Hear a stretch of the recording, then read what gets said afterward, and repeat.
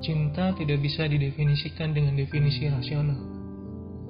Dengan satu kali merasakan cinta, belum cukup bagi seseorang untuk bisa memahami rasa cinta. Perjalanan cinta adalah perjalanan yang tidak ada akhir, dan manusia tidak akan sampai kepada akhir. Dan rasa hausnya terhadap cinta tidak akan pernah hilang. Walau cinta merupakan masalah mendasar dalam tasawuf, akan tetapi para arif mengaku bahwa mereka tidak mampu memaknai dan mendefinisikan cinta. Banyak orang mendefinisikan cinta dengan definisi yang berbeda, tapi tak ada satupun yang memberikan definisi yang bersifat hakiki. Bahkan hal itu tidaklah mungkin. Definisi itu tak lain hanyalah akibat atau dampaknya, pengaruh dari konsekuensi dari cinta. Terlebih Allah Subhanahu wa Ta'ala yang memiliki sifat cinta. Banyak orang telah menyalah-artikan cinta. Yang mereka lakukan adalah mengartikannya pada sisi akibat atau dampak yang dihasilkan dari cinta. Misalkan, cinta adalah pengorbanan, cinta adalah perbudakan, cinta adalah kebahagiaan, cinta adalah penderitaan. Bahkan ada yang mengartikan bahwa cinta adalah hilangnya diri terhadap yang dicintainya. Ini semua bisa saja benar secara logika, namun masih pada level dampak yang ditimbulkan dari esensi cinta. Ironisnya, tidak jarang yang mengartikan cinta dengan luapan nafsu birahi, padahal esensi cinta sangat jauh dari nafsu birahi itu sendiri.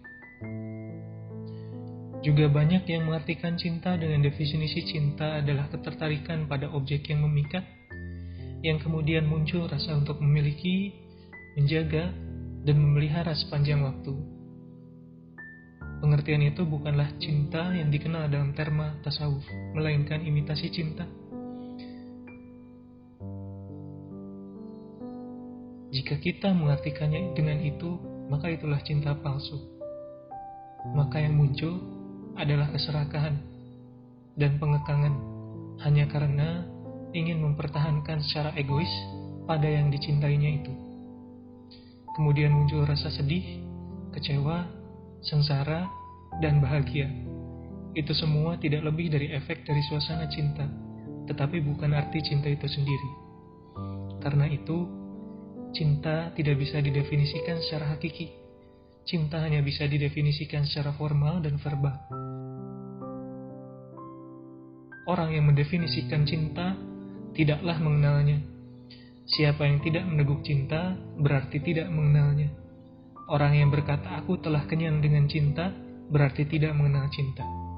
Cinta adalah minuman yang tak pernah memuaskan. Abu Yazid berkata, laki-laki pecinta adalah orang yang menyerap air lautan, tapi lidahnya terjulur keluar karena kehausan. Orang yang mencoba-coba mendefinisikan cinta, berarti ia belum tahu arti cinta. Begitulah kata Ibnu Arabi. Dalam hal ini, beliau memberi perumpamaan dengan orang menenggak lalu merasakan nikmatnya anggur hingga ia mabuk. Baginya, merasakan lezatnya, rindu dan cinta sama dengan orang yang telah mabuk karena anggur. Jadi, dalam keadaan mabuk, orang hanya bisa merasakan dan tak akan mungkin mampu menjelaskan perasaannya. Orang yang belum pernah menengguk anggur dari cawan, ia hanya bisa menduga-duganya dan praduganya itu diyakini sebagai sebuah definisi. Menurutnya, orang yang berkata, aku telah merasakan isi cawan, berasa manis sebagai gula, saat itu bisa dipastikan ia tidak sedang mabuk atau merasakan nikmatnya anggur. Ketahuilah bahwa cinta itu adalah anggur itu. Dalam konteks lain, beliau mengatakan, hati para pencinta Tuhan telah terbelah. Mereka melihat keagungan dan kebesaran Tuhan dengan cahaya hatinya. Badan-badan mereka adalah alam ini, ruh-ruh mereka adalah alam malakut dan akal-akal mereka adalah langit. Mereka berbaris di antara barisan-barisan malaikat dan mereka menyaksikan dengan mata keyakinan. Dengan kemampuan yang mereka miliki, mereka menyembahnya. Tapi itu bukan karena rakus terhadap surga dan takut terhadap neraka, akan tetapi karena mereka mencintainya, mencintai Allah. Menurut Abu Yazid, cinta adalah menganggap sedikit milikmu yang sedikit dan menganggap banyak milik zat yang kau cintai. Sementara, menurut pendapat lain, cinta adalah melakukan tindak tanduk ketaatan dan menghindari tindak tanduk kedurhakaan. Bagi Al-Junaid, cinta adalah kecenderungan hati, artinya kecenderungan hati seseorang kepada Allah dan segala miliknya tanpa rasa beban. Bagi Khalil Gibran, cinta mengarahkan manusia pada Allah Subhanahu wa Ta'ala, dan karena cinta pula Allah Subhanahu wa Ta'ala mempertemukan dirinya kepada manusia. Lantaran itu, dalam pandangan Gibran, cinta sesungguhnya sifat Tuhan yang dipinjamkan kepada manusia, dan cinta itu akan kembali kepada Tuhan itu sendiri, karena segala sesuatu adalah pantulan dan imanensi dari Sang Maha Cinta.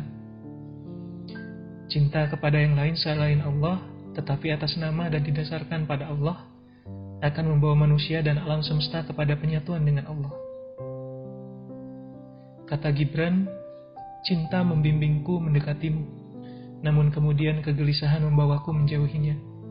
Aku telah meninggalkan pembaringanku, cinta, karena takut pada hantu kelupaan yang bersembunyi di balik selimut kantuk.